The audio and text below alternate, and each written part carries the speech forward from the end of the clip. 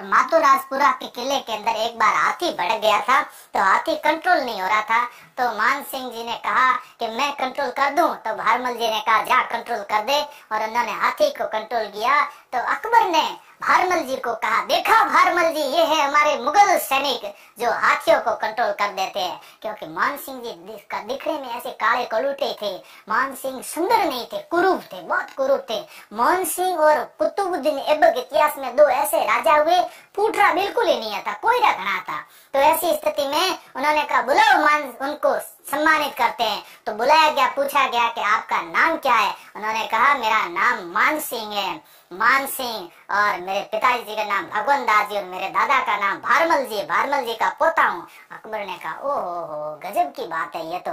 अकबर को हंसी आई और अकबर ने कहा मिस्टर मान सिंह, खुदा जब नूर बांट रहा था तब दो कहा गया था, नूर का मतलब सुंदरता होती है। क्या होती है? नूर जहां, नूर का मतलब सुंदरता।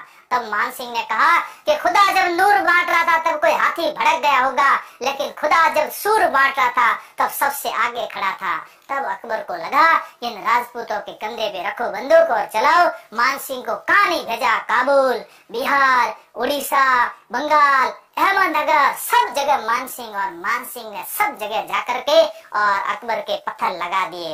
ये सारी जमीन, ये सारे प्लॉट अकबर के नाम कर दिए गए, और संपत्ति जितनी भी थी वो घर ला ला के कहां पर, आमेर के अंदर रखवा दी गई। इतिहासकार कहते हैं मान सिंह के 1500 रानियां थी। कितनी रानियां?